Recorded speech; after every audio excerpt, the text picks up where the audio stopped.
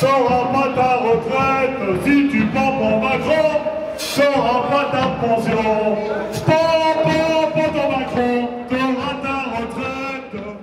Eh bien, nous vous proposons un nouveau reportage sur la manifestation du 19 janvier, première manifestation intersyndicale contre la réforme des retraites d'Emmanuel Macron.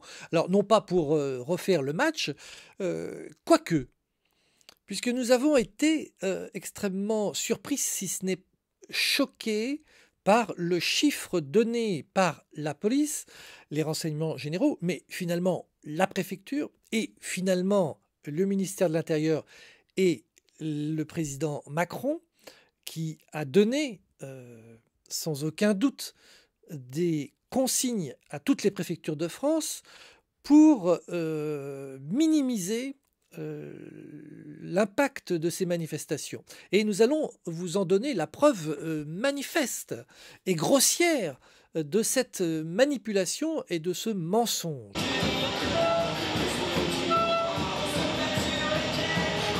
Eh bien, nous avons été pour cela, dans un premier temps, sur le portail de l'Institut de géographie nationale, portail officiel, pour mesurer, d'une part, la superficie de la place du palais de justice de Chambéry, mais d'autre part, puisque la manifestation, bien évidemment, avant qu'elle démarre, a envahi l'ensemble de cette place.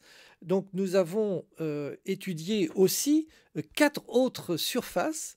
D'une part, son allée qu'on appelle l'allée du maréchal de Lattre de Tassigny. D'autre part, la rue du palais de justice qui longe le musée des Beaux-Arts. Troisièmement, la bande qui est longe de la douane, la direction départementale de la douane jusqu'au coin de l'office du tourisme. Et quatrième, une petite bande qui part du coin, on va dire, de l'office du tourisme et qui empiète sur 25 mètres la rue Jean-Pierre Vérat pour remonter jusqu'à le café du palais de justice, qui est une petite bande mais qui était occupée. Et nous avons, au vu des images que nous avons produites, considérer que sur le palais de justice, il y avait à peu près 3,5 personnes par mètre carré. Comment peut-on définir cela? Eh bien, 3 personnes par mètre carré, c'est la densité qu'il y a dans un concert. Eh bien, sur cette place, il y avait beaucoup plus que ça, puisqu'on ne pouvait presque pas passer, il fallait bousculer les gens pour pouvoir passer dans cette foule dense. Et à certains endroits, dans les 4 autres surfaces qu'on vient de nommer, on va prendre un critère en attribuant sur ces 4 surfaces une densité de 2,5 personnes par mètre carré. Eh bien, comme on peut le voir dans le schéma qu'on a produit, nous arrivons sur la place du palais de justice à un nombre de personnes de 10 584.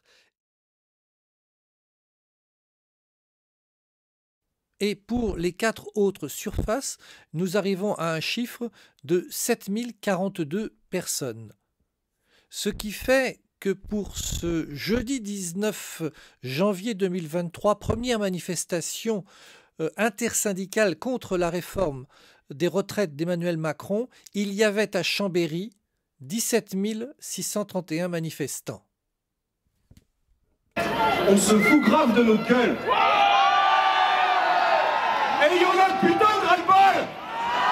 Alors, nous ne sommes pas là pour évaluer à une personne ou deux le nombre exact de manifestants. On est là, et on vient de le démontrer, que ce jeudi 19 janvier, sur la place du palais de justice, il y avait, non pas, comme le dit les services de la préfecture de la Savoie, 7000 personnes, mais bien le double à minima. On voit là la construction du mensonge total. Si on applique ce mensonge et cette manipulation volontaire des chiffres au niveau national, eh bien, on ne peut que imaginer qu'il faut prendre le chiffre du ministère de l'Intérieur, c'est-à-dire 1 100 000, et le doubler, c'est-à-dire arriver à 2,2 millions de manifestants le vendredi 19 janvier 2023 en France, ce qui est proche du chiffre annoncé par la CGT et l'intersyndicale.